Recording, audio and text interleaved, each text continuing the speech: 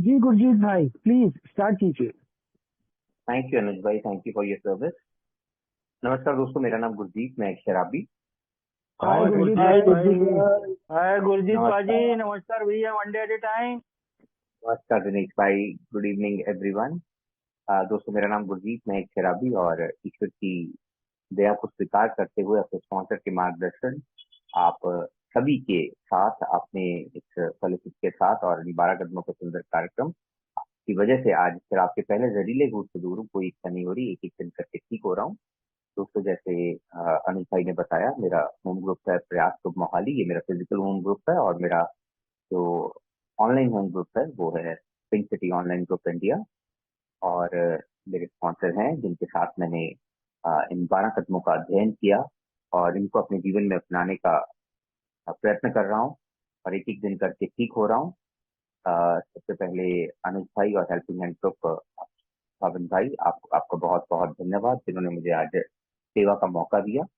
और आज यहाँ जो विषय है कि मैं अपनी जो संयमता है, जो अपनी सोब्राइटी है, उसको बरकरार कैसे रख सकता हूँ। तो maintenance of how can I maintain my sobriety. तो इससे पहले मेरे लिए जरूरी है कि मुझे कुछ थोड़ा सा बताना जरूरी है कि मैं क्या था और मैं यहाँ पहुंचा कैसे। तो सोब्राइटी वर्ड तो मेरी जिंदगी में बहुत देर बाद आया, लेकिन उससे पहले मेरा शराबी जीवन करीबन 25-27 साल का था कि मैं बहुत छोटी उम्र में अपना कॉलेज में ही था, मैं जब मैं शराब के साथ मेरा आमना सामना हुआ। एक बियर में कोल्ड ड्रिंक मिला के पीने से स्टार्ट किया, और वहां से मेरी शुरुआत हुई। मेरे फादर एक क्रोनिक अल्कोहलिक थे, और मेरे घर में बहुत शराब के कारण बहुत कुछ हुआ करता था। तो मैं बहुत ज्यादा लंबा नहीं खींचूंगा अपने ट्रंक लॉग को। तो मेरे घर में बहुत प्रॉब्लम्स हुआ करती थी शराब को लेकर। रोज के कलेश, रोज की जद्दोजहद, वो मेरे माता जी का रोना। हम दो भाई थे, मेरा भाई मुझसे 5 साल छोटा। तो हम दोनों का वो कुंठित जीवन, हर समय लोगों के ताने सहना, और हर समय डर में रहना कि पिताजी पता नहीं किस हालात में आएंगे। और कई बार ऐसा भी होता था, वो गिरते पड़ते आते थे, उनको उठा के रखना, उनकी बोतल छुपा के रखना। तो ये सब चीजों के बीच बचपन से ही चला आ रहा था, और मुझे शराब से बहुत नफरत थी, और पता नहीं लेकिन कैसे कब डेस्टिनी वुड हैव इट, मेरा शराब के साथ आमना सामना हो गया। तो लेकिन मेरे मन में एक आई एम डिफरेंट वाली फीलिंग थी कि मेरे फादर को शराब पीनी नहीं आती, वो नशे के लिए पीते हैं, मैं तो एंजॉय करने के लिए पीता हूँ। वो एंजॉयमेंट कब आगे बढ़ती गई, आज पता चलता है एक प्रोग्रेसिव डिजीज है। और मेरे फादर की डेथ लिवर सिरोसिस के कारण होगी, और उसके बाद मेरी शराब और बढ़नी शुरू हो गई। शायद वो फ्लड गेट, वो डर, वो आंखों की शर्म, वो सब खत्म होनी शुरू होगी। और इसी बीच पता नहीं मेरे ही इस नशों के साय में मेरा ब्रदर कब ड्रग्स एडिक्ट की एडिक्शन में आ गए, और उसका उसका भी इस तरफ ज्यादा लगन हो गया, और वो बहुत स्पीड से इस तरफ बढ़ते गए मेरा ब्रदर भी। और मैं उसकी तरफ ध्यान नहीं दे सका, क्योंकि मैं अपने अपनी धुन में था, मैं अपनी अय्याशियों में लगा हुआ था। और फादर की डेथ के 4 साल बाद ही मेरे ब्रदर की करीबन 20-21 साल की उम्र में उसकी भी अकस्मात मृत्यु हो गई। लेकिन मुझे इस चीज से शायद कि पता नहीं नशे का आलम ही ऐसा था। वो कहते हैं ना, डॉक्टर सलीफत लिखते हैं कि effect of alcohol is such alluring that we forget to understand what is right and what is wrong. तो मुझे पता ही नहीं चला कैसे चलता रहा, और जीवन आगे बढ़ता रहा। नशा जिंदगी में और नशे लाता रहा, और सेकेंडरी एडिक्शन आती रही, और सेक्स डिफेक्ट्स बढ़ते गए। और आगे आगे जैसे जैसे उम्र बढ़ती गई, उसमें करियर भी सेक्रीफाइस हो गया। उसमें मेरी आगे जो एम्बिशंस थी, जो जिंदगी में बहुत ज्यादा थी, मेरे फादर को मेरे से बहुत उम्मीदें थी, एक चार्टर्ड अकाउंटेंट बनना देखना चाहते थे, तो सब धूमिल हो गई। पता ही नहीं चला मेरी अय्याशी में सब कुछ कैसे खो गया। और फिर मेरी शादी हो गई, शादी के बाद एक बेटी भी हो गई। लेकिन मेरी प्रोग्रेशन बढ़ती गई, बढ़ती गई। और लास्ट में हालात ये आ गए थे कि अ, मैं इस कंडीशन में पहुंच चुका था कि मुझे मैं चोरी कर सकता था, मैं भीख मांग सकता था, और मैं किसी से उधार मांग सकता था, लेकिन मुझे शराब चाहिए होती। तो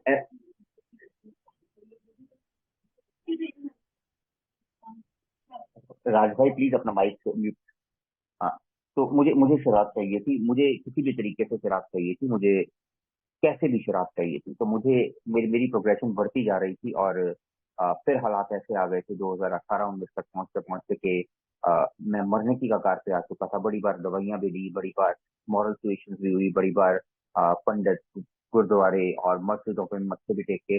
लेकिन शायद एक प्रण लेता था कि मैं आज से नहीं पीऊंगा, कल से नहीं पीऊंगा और अब से थोड़ी देर बाद नहीं पीऊंगा, पर वो कभी कायम नहीं रह पाया। और फिर हालात ऐसे आ गए, तो एक दिन ऐसा आया कि जब मेरे मदर कहते कि मैंने दो गवा दिए हैं, तेरे फादर बहुत छोटी उम्र में चले गए, तेरा ब्रदर अभी जवानी के दहलीज पे पैर रखा था तो चला गया, अगर तुझे कुछ हो गया तो मैं बर्दाश्त नहीं कर पाऊंगा, और अगर मुझे कुछ हो गया तो तेरी जिंदगी खराब हो जाएगी। जहर ले आते हैं और दोनों पी लेते हैं, काम खत्म करते हैं। मेरी वाइफ, शादी को काफी देर हो गई थी, लेकिन मैंने आज तक कभी उसको कोई कोई फाइनेंशियल सिक्योरिटी, कोई इमोशनल सिक्योरिटी, किसी तरह के उसके डिजायर्स कुछ भी पूरे नहीं किए थे। और हमेशा कुंठा में रखा, हमेशा डिप्राइबल में रखा, हमेशा उनको उनको तंग ही किया। तो वो भी कहने लग गए थे कि मुझे कि हम एक घर में रहते हैं, लेकिन मैं एक विधवा की तरह जिंदगी जी रही हूँ, आप जिए मरे मुझे कोई फर्क नहीं पड़ता। तो ये मेरे हालात हो गए थे। ये सब सोच के, सुन के एक बार शर्म भी आती थी, एक बार अपने आप पे गुस्सा भी आता था, लेकिन मैं कुछ कर नहीं पाता था। मैं अपनी बीमारी के आगे इतना बेबस था। मेरी बच्ची मुझे कहती होती थी, पापा मेरे पास ना आइए, आप स्टिंग करते हैं, आपसे आपसे स्मेल आती है, आपसे बहुत बुरी स्मेल आती है, और मेरे फ्रेंड जब आते हैं तो आप अजीब हरकतें करते हो। तो घर में यही पागलों की तरह कभी भी कहीं भी पेशाब कर देना, कहीं भी गिरे पड़े रहना। तो ये हालात हो गए थे जब मुझे अचानक एक दिन सत्यमेव जयते का प्रोग्राम मैंने देखा यूट्यूब पे, और वो देख के मुझे कुछ पता चला कि मेरे जैसे और लोग भी हैं। पहले मैं सोचता था सिर्फ मैं ही इस तरह का हूँ, तो पता चला कि मेरे जैसे और लोग भी हैं और ये ठीक हुए हैं। फिर मैंने धीरे धीरे यहाँ एल्कोहलिक्स अनोनिमस में मैं इन मीटिंग्स में आना शुरू हुआ। शुरू में बेईमानी दिखाई, लेकिन फिर आना शुरू हुआ, तो यहाँ मीटिंग्स में आया, तो यहाँ मुझे एक ही जवाब मिलता था कि कीप कमिंग बैक।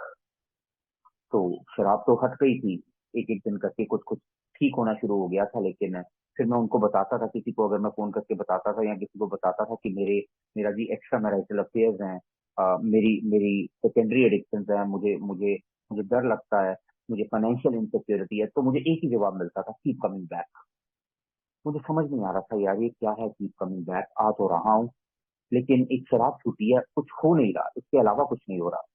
तो आ तो रहा हूँ मैं, कीप कमिंग बैक तो आ रहा हूँ, नो डाउट ये जरूरी है, ये स्लोगन जरूरी है, कीप कमिंग बैक। मुझे आते रहना है। मैं आज भी कुछ 4.5 साल के करीब हो गए हैं, तो मैं रोज आता हूँ। तो शायद ही कोई दिन होगा जब मैंने मीटिंग मिस की होगी, शायद ही कोई ऐसा पल हुआ होगा कि जब मैं इन दिनों में ए से दूर हुआ हूँ। लेकिन ये जो स्लोगन था कीप कमिंग बैक, तो शायद कुछ देर के लिए मेरे लिए काम करता था। मैं उस मीटिंग में आ जाता था और वो मीटिंग से निकलते ही फिर वो डर, फिर वो झूठ बोलने की बीमारी, फिर वो सेल्फ पिटी, वो आत्मदया की फीलिंग, फिर वो लोगों से नजरें छुपाना, फिर वो जो कर्जदार हैं उनसे भागना, फिर वो एक्स्ट्रा मैरिटल, वो लस्ट, वो ग्रीड, वो इनकंसिडरेट बिहेवियर, वो हर तरह की, वो घर में रह के भी वाइफ का वो सामना ना कर पाना, बच्चे का सामना ना कर पाना। और एक माँ थी, माँ मेरे पे विश्वास कर रहे थे, लेकिन जैसे ही सड़क पर निकलता था तो मुझे ऐसे डर लगता था कि अभी कुछ हो जाएगा। वो डर, वो रिजेंटमेंट कि हाय मेरे साथ बुरा हुआ है, मेरे साथ सब कुछ बुरा हुआ है, मेरे साथ इसने बुरा किया, मेरे इन लॉज ने बुरा किया, ये सब नहीं जा रहा था। लेकिन फिर मुझे यही जवाब मिलता था, कीप कमिंग बैक। भाई नहीं बन रहा था मेरा काम कीप कमिंग बैक से। somebody said, किसी ओल्ड टाइमर से बात की, तुम गुरजीत 90 दिन 90 मीटिंग्स लगाओ और तुम्हारा सब काम हो जाएगा। भाई नहीं लग पाएंगी मुझसे 90 मीटिंग, नहीं मुझसे 90 दिन निकल पाएंगे। मेरा एक एक पल मेरे लिए मुश्किल हो रहा है। मुझे कोई रास्ता बताइए, मुझे कुछ समझ नहीं आ रही कि क्या हो रहा है। यहाँ कई लोग बात कर रहे हैं कि इन 12 कदमों का अध्ययन करके, इन 12 कदमों के साथ हम आज एक सुखी समाधानी जीवन जी रहे हैं। मैं कैसे जीऊं? मेरा जीवन ना सुखी है ना समाधानी है, वो हैप्पी जॉय फ्री, बहुत दूर की बातें हैं। मैं ये कह देता था कि आज के दिन मैं शराब से दूर हूँ, लेकिन वो सोब्राइटी, सोब्राइटी एक बहुत बहुत वाइड टर्म है। वो शराब से दूर होना, वो एब्सटिनेंस, वो एक छोटी सी बात है। सोब्राइटी एक बहुत बड़ी टर्म है। फिर मैं एल्कोहलिक्स अनोनिमस के इन रूम्स में आया, फिर मुझे यहाँ पे यही बातें मिली, कोई बात नहीं गुरजीत, आते रहो और और दूसरों को मैसेज देते रहो, ऐसे करते रहो। ऐसा करने की भी कोशिश की, लेकिन मेरे अंदर अंदर की जो कोताहल थी, मेरे अंदर की जो वो कुंठा थी, मेरे अंदर की वो जो पीड़ा थी, मेरे अंदर के वो जो डर थे, मेरे अंदर के वो जो रोष थे, मेरे अंदर के वो जो डिफेक्ट थे, वो कहीं नहीं निकल पा रहे थे। वो वहां के वहां बैठे हुए थे। सिर्फ मैं शराब नहीं पी रहा था। फिर मुझे एक ही जवाब मिलता था, कीप कमिंग बैक। भाई नहीं बन रहा था मेरा काम, कीप कमिंग बैक थे, नहीं बन रहा था मेरा काम। और मुझे ऐसा हमेशा डरों में रहता था कि आज पी लूंगा, कल पी लूंगा, अभी पी लूंगा, थोड़ी देर बाद पी लूंगा, नहीं पीऊंगा तो वैसे मर जाऊंगा, मुझे हार्ट अटैक हो जाएगा, मुझे मुझे कोई पकड़ के ले जाएगा, मुझे पुलिस में दे देंगे, ये हो जाएगा, वो हो जाएगा। तो ये सब चीजें मुझे घेर के चल रही। तो देन ईश्वर ने मेरे ऊपर एक बहुत बड़ी, ईश्वर की दया तो हमेशा थी, मैंने वो जो दया ईश्वर ने की थी उसको स्वीकार करते हुए मैंने स्पॉन्सर लिए। अब एक स्पॉन्सर लिए तो मैं बहुत खुश हो गया कि लोग कहते थे स्पॉन्सर लेने के बाद सब कुछ ठीक होना शुरू हो जाता है, वो स्पॉन्सर आपको गाइड करते हैं। तो मैंने एक ऐसे ही स्पॉन्सर लिए, उनकी एक शेयरिंग सुनी मैंने किसी मीटिंग में, ऑनलाइन मीटिंग में ही। तो मैंने उनसे बात की तो वो कहते हैं हाँ मैं तुम्हें स्पॉन्सरशिप देने के लिए तैयार हूँ। तो मैंने उनसे पूछा इसके लिए मुझे क्या करना पड़ेगा। तो वो मुझे कहते हैं कि तुम्हें 5 काम करने पड़ेंगे। तुम्हें सुबह उठ के प्रार्थना करनी पड़ेगी, तुम्हें मीटिंग लगानी पड़ेगी, तुम्हें बिग बुक है एक तो उसके 5 पन्ने पढ़ने पड़ेंगे, तुम्हें उसके बाद 4-5 लोगों से बात करनी पड़ेगी, फिर उसके बाद तुम मुझे रात को बात करना मुझसे। तो तुम्हें कुछ दिन यही करना पड़ेगा। तो मैं बहुत एक्साइटेड था कि शायद मेरी जिंदगी बदलने वाली, तो कीप कमिंग बैक के अलावा भी मुझे कुछ मिलने वाला है। तो वहाँ हाउ इट वर्क्स पढ़ते होते थे, जैसे अभी पढ़ रहे थे, इस मीटिंग में भी पढ़ा जा रहा था कि if you want what we have तो you would be ready to go to any length. तो मैं उस हर लेंथ के लिए, मैं उस हर सीमा पे जाने के लिए तैयार था। मुझे वो चाहिए था जो आप लोगों के पास था, जो मुझे अभी तक नहीं मिल रहा था। कुछ दिन हो गए थे मुझे शराब से दूर हुए हुए, लेकिन मुझे और कुछ नहीं मिल रहा था। तो उस स्पॉन्सर जिनसे मैंने स्पॉन्सरशिप की बात की, तो मुझे ऐसे ही 15 दिन लटकाते रहे, कोई बात नहीं, तुम कहते हैं महीना पूरा करो, महीना यही करते रहो। मैं बहुत एक्साइटमेंट में था, लेकिन मेरा झूठ बोलने की आदत, मेरा वो टबैको, मेरी वो सिगरेट स्मोकिंग, मेरे वो नॉन वेज वगैरह, वो सब कुछ वैसे ही चल रहा था। तो मैं उनको बताता था तो वो कहते थे कोई बात नहीं, अपने आप छूट जाएंगे, अपने आप। कैसे अपने आप छूट जाएंगे? तो मैं उनसे रिक्वेस्ट की कि प्लीज मुझे किताब पढ़ाइए, मैं पढ़ रहा हूँ, मुझे समझ नहीं आ रही। तो वो कहते कोई बात नहीं बाप, तुम 1 महीना पूरा कर लो, फिर तुम्हें शुरू कराता हूँ। चलो, मैंने बहुत एक्साइटमेंट से, मेरा 1 महीना पूरा हुआ तो मैंने उनसे फोन किया कि प्लीज मुझे अब बताइए कि मुझे क्या करना है। कहते अभी अभी अभी और टाइम लगेगा तुम्हें, अभी तुम्हें और सुदृढ़ होना है, अभी 15-20 दिन और मीटिंग्स लगाओ, अभी और कुछ करो। तो मैं उस दिन भगवान के सामने हाथ जोड़ के बैठ गया कि ऐसे नहीं चलेगा भगवान, ऐसे मैं मर जाऊंगा, या मैं डरों से मर जाऊंगा। शराब से तो शायद बच गया हूँ, लेकिन मुझे कुछ और बीमारी निकल आएगी, या मुझे कुछ हार्ट अटैक हो जाएगा, कि मुझे कुछ ना कुछ ऐसा हो जाएगा जिस कारण से मैं आत्महत्या ना कर लूं। तो मेरे अंदर ऐसी फीलिंग्स आ रही थी। तो फिर मैंने ईश्वर से प्रार्थना करते मैं बहुत रोया, और वहीं से मुझे guidance I, please change your sponsor. तो मैंने एक ओल्ड टाइमर, जिन्होंने, जो मेरे इनिशियल स्पॉन्सर है, अनिल जी फ्रॉम चंडीगढ़, तो मैं उनको कॉल किया, मैं कहा sir would you like to be my sponsor? तो ही सेड ओके, क्या तुमने स्पॉन्सरशिप का, वो स्पॉन्सरशिप का वो पढ़ा है, पैम्पलेट पढ़ा है? तो मैंने कहा हाँ जी मैंने पढ़ा है। तो वो कहते okay I would go along. तो उन्होंने मुझे किताब पढ़ानी शुरू की। तो जब मैं किताब पढ़नी शुरू की तो मुझे क्लियरली समझ आया कि यस, अब मैं वो जिंदगी में पा सकता हूँ जो आप लोगों ने पाया है। मैंने वो कहानियां पढ़नी शुरू की, वहां मैं कीप कमिंग बैक से आगे आया। मुझे पता चला कि ये जो शराब छोड़ना है, ये एक पहला फल मिला है मुझे इस एल्कोहलिक्स एनोनिमस के कार्यक्रम में। मुझे अगर अपनी संयमता बरकरार रखनी है तो मुझे आगे, मुझे ईश्वर के साथ, वो जो ईश्वर की ग्रेस मुझ पे आनी शुरू हुई है। अल्टीमेट जो ए का प्रोग्राम है वो स्पिरिचुअलिटी का प्रोग्राम है, और कुछ है ही नहीं, आध्यात्मिकता का प्रोग्राम है। मुझे अध्यात्म की तरफ जाना है, तो उसके लिए मुझे बहुत कुछ करना पड़ेगा। मेरे अंदर जो विकार है उनसे मुझे राहत पानी पड़ेगी, मुझे आगे बढ़ना पड़ेगा। तो मैंने अपनी अपनी हठबलता स्वीकार कर ली थी। अब मेरे अंदर बहुत सी अनमैनेजेबिलिटी थी। मेरे पर्सनल रिलेशन पूरी तरह से खराब हुए हुए थे। मैं भावनात्मक तौर पे बिल्कुल ही इनबैलेंस था, मुझे कुछ नहीं पता चलता था कहाँ क्या करना है, कैसे करना है। यही चीजें तो मुझे पहले शराब की तरफ लेके जाती। फिर मैं हमेशा मैं मिजरी में रहता था, मैं हमेशा डिप्रेस टेंस रहता होता था। मैं अपनी जिंदगी नहीं चला पा रहा था। I was not able to make my living. मैं जिंदगी कैसे जीनी चाहिए, या पैसा कैसे कमाना है, पैसा कैसे करना है, मुझे कुछ नहीं पता था। मुझे तो बेईमानी, झूठ बोलना ही आता था। मुझे इसके अलावा कुछ मैंने जिंदगी में सीखा ही नहीं था। मैं बिल्कुल नाखुश था।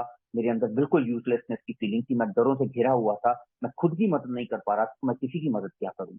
तो मैंने धीरे धीरे करके अपनी अनमैनेजेबिलिटीज को पहचाना, उनको देखा, उस मिरर की तरफ देखा, तो मेरे अंदर थोड़ा थोड़ा सा कॉन्फिडेंस आना शुरू हुआ कि शायद अगर मैं इनके ऊपर काम करूंगा तो मेरी जिंदगी थोड़ी सी अच्छी होनी शुरू होगी। तो ऐसा होना भी शुरू हुआ।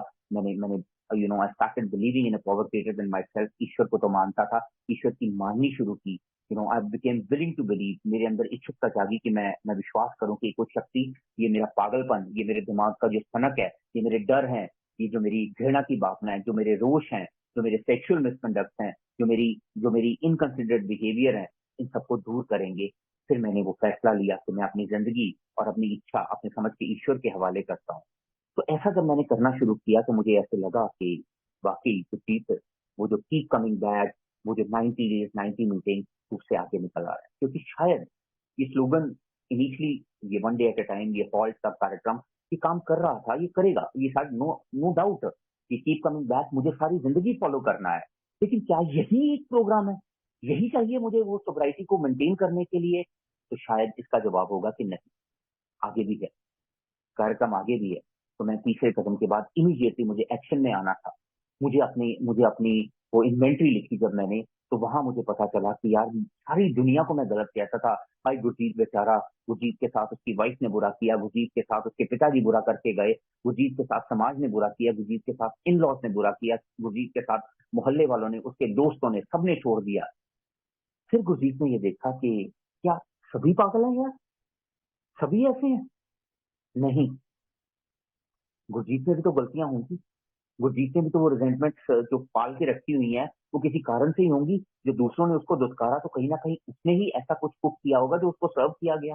तो जब मैंने अपनी अपनी मिस्टेक देखी, अपने उन डिफेक्ट्स को सामने लाया, हाँ, ये खाली रिजेंटमेंट की लिस्ट बनाने से, ये रिजेंटमेंट देखने से, इसके कॉजेज, अपनी मिस्टेक्स पता लगाने से, इससे भी कुछ नहीं होने वाला था। इसके लिए मुझे आगे जाके उनसे भूल सुधार करना भी जरूरी था। जिनको मैंने दुख दिया, जिनको मैंने हर्ट किया इमोशनली, फाइनेंशियली, फिजिकली, मेंटली, जैसे भी हर्ट किया, उनसे मुझे भूल सुधार करनी थी, उनसे माफी मांगनी थी। या जिनको मुझे लगता था कि जिन्होंने मेरे साथ कुछ गलत किया, उनको दिल से माफ करना था। चलो वो आगे की बात थी। तो ये हाउस क्लीनिंग के बगैर मैं अपनी सोब्राइटी को मेंटेन नहीं कर सकता। तो वो जो अगर मैं टू स्टेपिंग करता रहता, Gurjeet keep coming back meeting में आता रहता गुरजीत, और किसी नए मेंबर को मैसेज देता रहता, तो गुरजीत वही ड्राई रन स्टेज में रहता। मैंने बहुत से ऐसे ओल्ड टाइमर्स भी देखे हैं, आई एम सॉरी टू से, बट मैं स्ट्रेट फॉरवर्ड बात कर रहा हूँ। ऐसे बहुत से लोग देखे हैं जिनको संयमता को, तो जिनकी सोब्राइटी को कई कई साल हो गए हैं, कई दशक हो गए हैं, लेकिन अभी भी वो जो वो जो गालियां निकालनी, वो जो बेईमानी, वो जो रिजेंटफुल बिहेवियर, वो जो गुस्सा करना, वो जो उल्टी सीधी, वो जो लस्ट की बातें करना, वो अभी भी वहीं बैठी हुई है। तो इसका रीजन क्या हो सकता है? इसका रीजन सिंपली ये हो सकता है कि हमने वो हाउस क्लीनिंग वाला काम है वो नहीं किया। तो मुझे अपनी सोब्राइटी को मेंटेन करने के लिए मुझे वो हाउस क्लीनिंग करना जरूरी था। मुझे अपने अंतर मन की सफाई करनी जरूरी थी। वो बिल डब्ल्यू कहते हैं कि ईश्वर के आने का मुझे एहसास हुआ, ईश्वर आए, मैंने देखा, लेकिन मेरे अंदर इतने कोताहल थे कि उनके आने की अनुभूति पता ही नहीं कहाँ खो गई। तो मुझे वो कोताहल खत्म करने थे। तो मैंने चौथे कदम जब लिखा, तो अपने मिसकंडक्ट लिखे, अपनी वो सारी चीजें लिखी, अपनी अपनी फियर्स लिखे, अपने डर लिखे, अपने हार्म डन लिखे, अपनी जो फाइनेंशियल इन्वेंटरी थी उसको लिखा। तो वो लिख के मुझे पता चला, गुरजीत से मिलने का मौका मिला, और गुरजीत को एक एक अनुभूति हुई कि शायद तेरा कुछ बन सकता है। तो शायद वो जो कहते हैं कि शराब छूटना वो पहला गिफ्ट है सोब्राइटी का, उससे आगे बढ़ सकता है। फिर पांचवें कदम में मुझे एक चीज याद रखनी है, एक चीज क्लियर है कि मैं अपनी सोब्राइटी को किसी किसी कीमत में मेंटेन नहीं कर सकता, उसको बरकरार नहीं रख सकता, अगर मैंने इन्वेंट्री सच्चे दिल से, निडर होके और खोजपूर्ण तरीके से नहीं लिखी। अगर मैंने इनवेरिएबली कुछ भी अपनी इन्वेंट्री में अगर छुपाया है, तो ये पूरी संभावना, ये मैं नहीं कह रहा, ये किताब में लिखा हुआ है, if I try to hide any information, hide anything in my inventory, I am bound to drink. मैं पीऊंगा ही पीऊंगा, ये हर हालात में पीऊंगा, क्योंकि वो जो चीज है जो मैंने छुपा के रखी है, वो कहीं ना कहीं मुझे खाई जाएगी, खाई जाएगी, खाई जाएगी, और वो दिन दूर नहीं कि जब मैं वो शराब की तरफ कभी भी बढ़ जाऊंगा। तो जब भी मैं अपनी इन्वेंट्री लिखता हूँ, तो मुझे एक चीज ध्यान में रखनी है, और मैंने रखी भी, कि मैंने अपनी जिंदगी का कोई भी कोना, चाहे वो कितना भी काला हो, वो जितना भी गंदा हो, वो जितना भी घृणा वाला हो, जितना भी नफरत वाला हो, जितना भी काला हो, मैंने उसको नहीं छुपाया, उसको मैंने कागज पे लिखा। अब उससे आगे, अब आगे क्या है?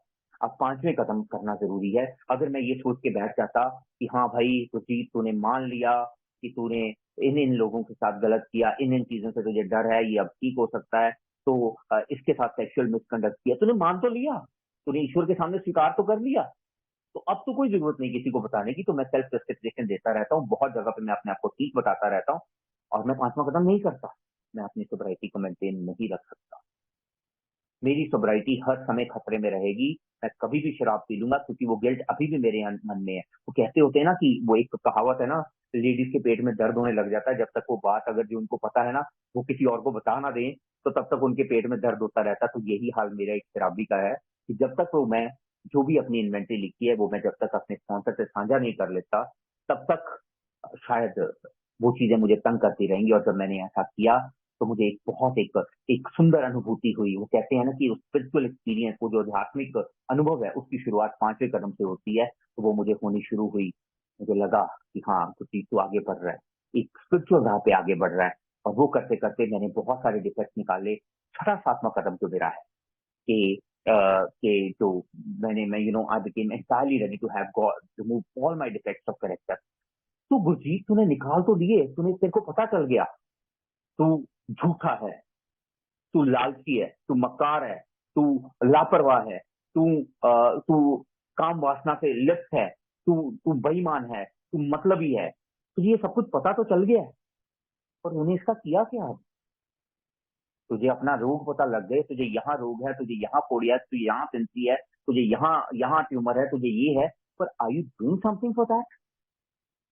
तो अगर तुम कुछ कार्य ही नहीं कर रहे, सिर्फ ईश्वर से प्रार्थना कर रहे हैं, वो 7वें कदम की प्रार्थना है कि my creator now willing that you should have all of me good and bad.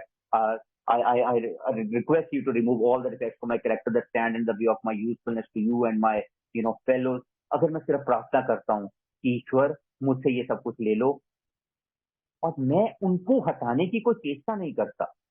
अभी अभी कुछ मेरे दोस्त हैं जो मुझे 10वां कदम लिख के भेजते हैं। वो यहाँ लिखते हैं कि मैंने आज स्मोकिंग की, और मैंने आज टोबैको खाया, और मैंने ये किया, और फिर मैंने ईश्वर से प्रार्थना की, और मैंने एक फलानी संस्था की मीटिंग लगा ली, और मुझे बड़ा डर लग रहा है कि अगर मैं नहीं छोड़ूंगा तो मैं बीमार हो जाऊंगा। What is this? अगर मैं ऐसे ही शराब छोड़ने की अकेली प्रार्थना करता रहता, बोतल ला के सामने रख के उसे पीता, तो क्या मैं शराब छोड़ पाता? नहीं। मुझे यही छठे सातवें कदम में करना है। छठा सातवां कदम एक बहुत छोटा सा बिग बुक में 76 पेज पे लिखा हुआ है, लेकिन बिल डब्ल्यू को ये पता था कि ये बहुत बड़ी चीज है। तो उन्होंने करीबन 25-22 पेज उसके 12 एंड 12 में लिखे कि कितनी बड़ी चीज है। और ये छठे सातवें कदम की प्रैक्टिस मुझे सारी जिंदगी करनी है। मुझे जाके 10वें कदम में अपनी हर रोज इस चीज की प्रैक्टिस करनी है, और यही मैं करता हूँ। तो छठे सातवें कदम में मुझे अपने डिफेक्ट्स को रिमूव करना है, और इसको मुझे सारी जिंदगी करना चाहता अगर मैं अपनी सोब्राइटी को मेंटेन रखना चाहता हूँ। फिर मैंने वो जो रिजेंटमेंट थी मेरे, वो जो डर थे जिनके मैंने नुकसान पहुंचाया था, या जिन्होंने मुझे नुकसान पहुंचाया था, अभी वो लोग तो मेरे अंदर ही थे। अगर मैं उनको फेस ना कर पाता, अगर देखो एक सिंपल सी एग्जांपल देता हूँ कि अगर मुझे किसी रिश्तेदार से रोष है कि उसने मेरे साथ ऐसा किया या मैंने उसके साथ ऐसा किया, तो जब कभी मैं उसको मिलूंगा तो वो रोष तो फिर से आ जाएगा। चाहे मैंने लिख दिया जी, मैंने बातों बातों में लिख दिया, एक ख्यालों में उसको माफ कर दिया, पर क्या वो हो पाया? नहीं हो पाएगा। जब तक मैं 8वें कदम में जाके उस लिस्ट में, जो मैंने लिस्ट बनाई है, और 9वें कदम में जाके मैं उनसे डायरेक्ट कमेंट नहीं करता, तब तक मेरी सोब्राइटी सुदृढ़ नहीं हो सकती, मेरी हाउस क्लीनिंग की प्रक्रिया खत्म नहीं हो सकती। तो मैंने ऐसा किया, और जब मैंने ऐसा किया तो मुझे एक एक एक असाधारण अनुभूति हुई। मुझे मुझे ऐसे लगा कि वाकई गुरजीत, शराब तो गई गई यार, ईश्वर ने तेरे लिए स्वर्ग के द्वार खोल दिए। वो जहां जहां तुझे धिक्कारा जाता था, जहां तुझे एक कुत्ते से भी बदतर समझा जाता था, तो वहां जब मैं अपने इन लॉज की बात ही करूं, तो वहां मुझे ये जवाब मिला कि हमें आज एक जवाई नहीं, हमें एक बेटा मिल गया है। वो जो इन लॉज मुझे कहते थे तुझे जेल कराएंगे, तुझे तुझे तेरे तेरे परिवार समेत तुझ पे केस करेंगे, तेरा ये हाल करेंगे, तेरा वो हाल करेंगे, वो मुझे ये कह रहे हैं। क्या चाहिए मुझे और? कैसे ना मेरे अंदर कॉन्फिडेंस आए कि Gurjeet, you are on a good track. This is how I can maintain my sobriety. जब तक मैं हाउस क्लीनिंग नहीं करूंगा, मेरी सोब्राइटी मेंटेन किसी कीमत पे नहीं रह सकती। और जिसने, ये भी एक बुक में लिखा हुआ है, जिसने ये 9वां कदम नहीं किया, जिसने ये भूल सुधार के इस अहम अहम कदम को पीछे छोड़ा है, तो डेफिनेटली कहीं ना कहीं कोई ना कोई ऐसा मौका आएगा कि जब शराब पीना अनिवार्य हो जाएगा, क्योंकि मुझे वो रोज खा जाएंगे, मुझे वो डर खा जाएंगे। तो मैंने उन डरों से पीछे हटते हुए, जिन लोगों से मुझे डर था, कोई कर्जदार है मेरा जिससे मुझे डर था, उससे मैंने डायरेक्ट फेस टू फेस बात की कि मैं आपका कर्जा चुकाऊंगा। जिससे मुझे रोष था, जिसको मैंने हार्म पहुंचाया या उसने मुझे हार्म पहुंचाया, तो मैंने जाके उनसे बात की कि sorry, what ever happened, that happened because of my disease. और अब मैं एक आध्यात्मिक राह पे हूँ। अब मैं कोशिश करूंगा कि आगे ये सिचुएशन अच्छी हो। मैंने अपने इन लॉज को बताया कि मैंने आपकी बेटी के साथ बहुत ज्यादा एट्रोसिटीज किए हैं, बहुत बुरे हालात किए हैं, लेकिन अब मैं एक अच्छे रास्ते पे हूँ। तो उन्होंने पहले ही कहा कि हाँ, हमें पता है कि तू अच्छे रास्ते पे है। और मैंने कहा कि ये आगे कभी नहीं होगा, और उसके बाद हुआ भी नहीं। ये बातें वर्बल नहीं होनी चाहिए। ये जो अमेंड्स होते हैं ना, ये दिल से होने चाहिए, ये वर्बल नहीं होने चाहिए। आज मैं अपनी वाइफ से अमेंड कर रहा हूँ और मैं उसको कह रहा हूँ कि मैंने तेरे साथ बहुत बुरा किया, और कल को फिर मैं तेरी माँ की, तेरी बहन की करने लग जाता हूँ और उससे गाली गलौज करने लग जाता हूँ, ऐसा कुछ करने लग जाता हूँ, अपने बच्चे को डोमिनेट करने लग जाता हूँ, अपने माँ को कहने लग जाता हूँ तुमने मुझे मेरे लिए किया है, क्या किया है, कुछ नहीं किया, और इन लॉज को फिर से फोन करके कह रहा हूँ ले जाओ अपनी बेटी, ये वो। This is utter nonsense. ये अमेंड्स नहीं है। अमेंड्स का मतलब है कि दिल से निकली हुई आवाज, एक मन से निकली हुई आवाज कि ईश्वर ये सब तेरे बंदे हैं, मैं भी तेरा बंदा हूँ, और मैं अब आपके साथ एक तन्मयता से एक न्यूट्रलिटी में रहना चाहता हूँ। अब मैं चाहता हूँ कि जो मेरे से हुआ गलत हुआ, मैं एक चेंजिंग फेज में हूँ, मैं एक रिकंस्ट्रक्शन फेज में हूँ। This is how I can maintain my sobriety. तो यहाँ तक हुआ मेरा वो जो हाउस क्लीनिंग वाला प्रोसेस था, वो जो मेरा बैगेज ऑफ पास्ट था, वो जो मेरा पुराना अतीत था, उसका सारा मलबा साफ हो गया और मैं एक क्लियर हार्टेड पर्सन हो गया। अब मेरे अंदर कुछ नहीं है। अब मैं बिल्कुल तभी वो 9वें कदम के प्रोमिसेस पूरे होने शुरू होते हैं। वो पूरे तब होंगे, लास्ट में लिखा हुआ है ये सब पूरे होंगे, कभी जल्दी या कभी देरी से ये सब पूरे होंगे अगर हम इनके लिए काम करेंगे तो। अब क्या काम करना है मुझे इनके लिए? What work. यहाँ तक अगर ऐसा ही होता तो 83 पेज के बाद, 83-84 पेज के बाद बिग बुक खत्म हो जाती, प्रोग्राम खत्म। एक्चुअली देखा जाए तो प्रोग्राम यहाँ खत्म हो चुका है एक तरह। जो मुझे करना था वो मैं पुराना काम, जो पुराने जो मुझे मेरे मेरे वो जो गंद के ढेर थे उसको मैं क्लियर कर चुका हूँ। क्या अब मैं अपनी सोब्राइटी में ऐसी ही मेंटेन कर सकता हूँ कि बस मैं अब मीटिंग लगाऊं और आगे चलता रहूं? शायद नहीं। बड़ा वाइटल स्टेप उसके बाद आता है 10वां कदम, continue to take a personal inventory and where we were wrong, promptly admitted it. अब मुझे जो चीजें मैंने बहुत दिन लगाकर चौथे कदम से लेकर 9वें कदम तक की, अब मुझे वो काम हर रोज करना है। मुझे हर रोज देखना है अपनी अपने अपने पास से, अपनी उन चीजों को देखना है जो मैंने किया है। I have to see all those things. I have to see कि क्या मैंने किया है, क्या मुझे हर रोज करना है, इन सब चीजों का मुझे ध्यान देना है और वो मैं करता हूँ। क्योंकि 10वें कदम में आके मैं वो जो बात की थी ना, 1 डे एट ए टाइम, एक दिन के हिसाब से, वो मुझे 10वें कदम में मिली। वहां लिखा हुआ है कि मुझे अपने वो जो पुराने लॉरल्स हैं, वो पुरानी जो मेरी गाथाएं हैं, मैं अपना हाउस क्लीनिंग कर रहा हूँ, ये सब कुछ सफाई हो गया है, उस पर रेस्ट नहीं करना। अब मुझे कॉम्प्लिसेंट नहीं होना, अब मुझे एकदम ओवर कॉन्फिडेंस नहीं होना, भाई अब तो सब कुछ हो गया, अब तो सब कुछ ठीक हो जाएगा। नो डाउट 10वें कदम में आके मुझे एक आध्यात्मिक अनुभव हुआ है। मैं अब शराब से डरता नहीं हूँ, मैं शराब से लड़ता नहीं हूँ। मुझे पता है love and tolerance is the code. मैं सबसे प्यार से बात करता हूँ। लेकिन ऐसा कब तक चलेगा? 1 दिन, 2 दिन, 4 दिन, 5 दिन? अगर मैं छूट गया, अगर मैं लापरवाह हो गया तो ये ज्यादा देर नहीं चलेगा। वो कहते हैं ना लोग, इसने तो स्टेप्स भी किए थे जी, इसने तो हाउस क्लीनिंग भी की थी, ये फिर से रिलैक्स हो गया। There could be reason, there could be reason, क्योंकि वहां लिखा हुआ है कि once an alcoholic always an alcoholic, एक दिन का शराबी हमेशा का शराबी है। All what we have got is a daily reprieve, मुझे जो मिली है वो एक दिन की राहत मिली है, contingent on the maintenance of my spiritual condition, जो मेरी आध्यात्मिक दशा पर निर्भर करती है। मुझे अब वो तीसरे से चौथे से 9वां कदम हर रोज करना है। तो अब मैं हर रोज 10वें कदम में मैं देखता हूँ क्या मैं आज किसी से नाराज तो नहीं था, अगर हाँ तो किसके साथ, इसके कारण क्या थे, मेरी गलती क्या थी, क्या मैं डर से ग्रस्त हुआ, अगर हाँ तो क्यों, व्हाट वाज द रीजन? क्या मैं वासना का शिकार था? क्या मैंने खुद को या किसी अन्य को नुकसान पहुंचाया? क्या मैं स्वार्थी, बेईमान, डरपोक, अहंकारी, आत्मदया से ग्रसित, क्या मैं ऐसी ऐसी सिचुएशन में था? क्या ये डिफेक्ट उभर के आए मेरे साथ? क्या मुझे एम आई रिपेंटिंग टुडे? क्या मुझे कोई रिमोर्स, कोई पछतावा हो रहा है? एम आई वरिड? क्या मैं आज चिंतित हूँ? मेरे मेरे रिश्ते कैसे हैं? क्या मैं घर पे, मैं बाहर, अल्कोहलिक्स एनोनिमस में मेरे रिश्ते कैसे हैं?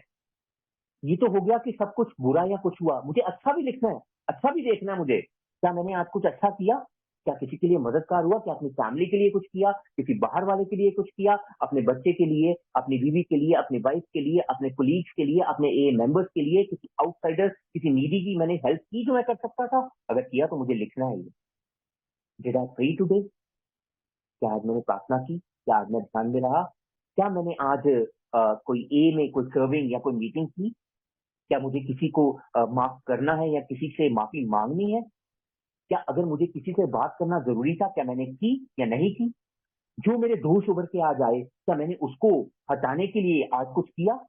क्या मेरी जो सेकेंडरी एडिक्शंस हैं, मैं तंबाकू, सिगरेट या कोई स्लीपिंग पिल्स लेता था, क्या मैंने वो आज ली? अगर नहीं, तो मुझे ये आगे लिखना है। क्या मैंने आज फोन देखा? आज मैंने मोबाइल पे कितना समय खर्च किया? क्या आज मैंने अपनी सेहत के लिए कुछ किया? कोई योगा, कोई एक्सरसाइज का कुछ ऐसा किया? मेरी आज आर्थिक स्थिति कैसी है? Did I over spend? क्या आज मैंने कंजूसी दिखाई? आई राइट दिस एवरी डे। मैं ये सब कुछ लिखता हूँ हर रोज। ये मेरे 10वें कदम का एक हिस्सा है। कुछ अगर लोग कहते हैं कि ये 10वां कदम हम मन में कर लेते हैं, कि ऐसा कर लेते हैं, मेरे लिए तो काम नहीं किया।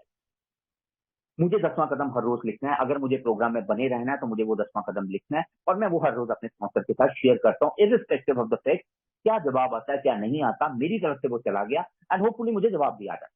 आगे मैं जिनके साथ काम करता हूँ वो मुझे लिख के भेजते हैं।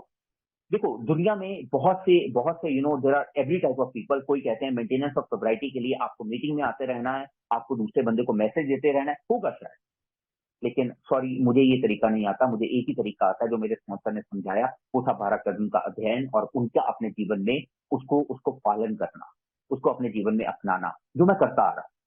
और आगे भी मैं वही बताता हूँ कि क्या होता है, कि आगे मेरे जो दोस्त जो मेरे साथ काम करते हैं, तो उनको भी मैं यही बताता हूँ, क्योंकि मुझे तरीका ही यही आता है। तो this is how I try to maintain my sobriety on daily basis.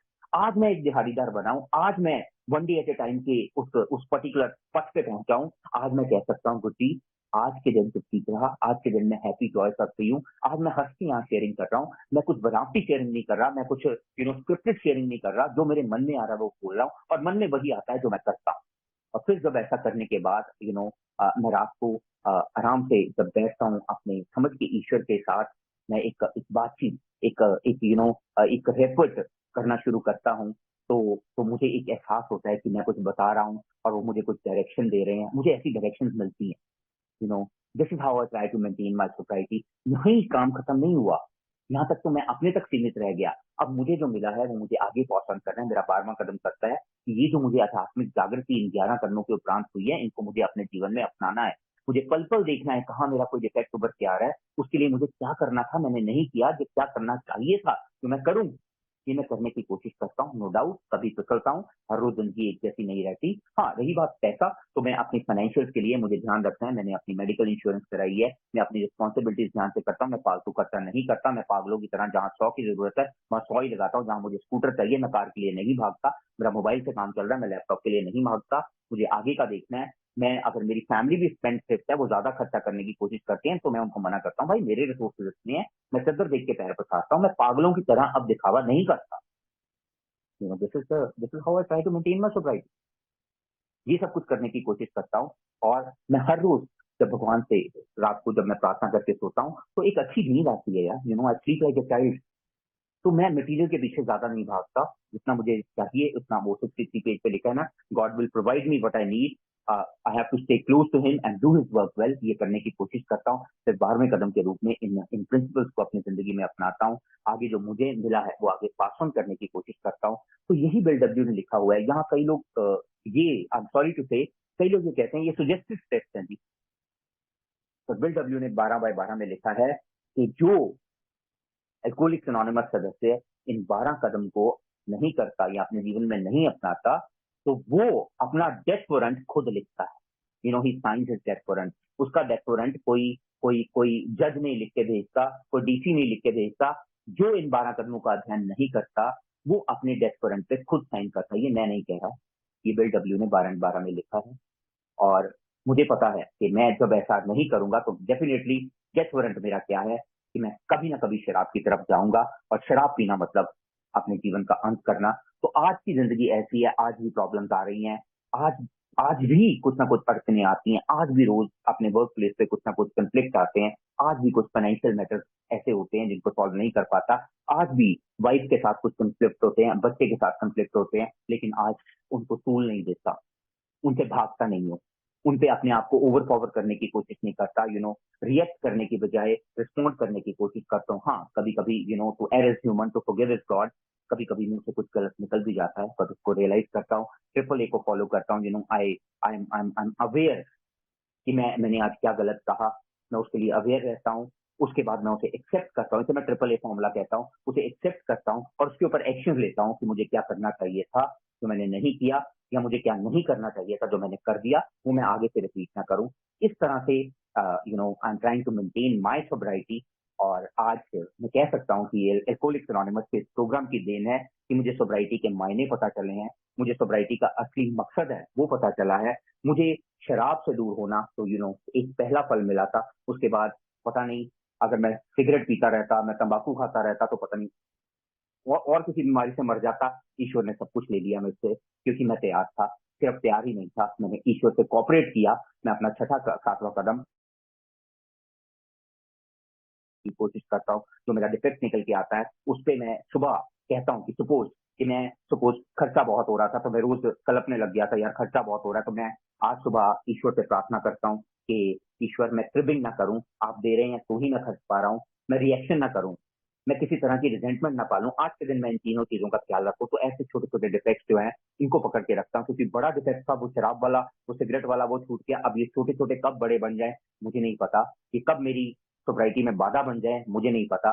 तो इनसे राहत पाने के लिए मैं डेली ईश्वर से प्रार्थना करता हूँ। आज मैं एक डेली वेजर हूँ, एक दिहाड़ीदार हूँ।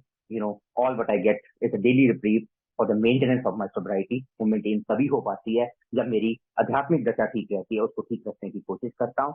और यही मेरा मूल मंत्र है, यही मेरा मोडस ऑपरेंडी है अपनी सोब्राइटी को मेंटेन रखने का। थैंक यू सो मच, आप सबने मुझे सुना। Thank you everyone for patient listening. कृपया ध्यान दें। कृपया ध्यान दें। कृपया ध्यान दें।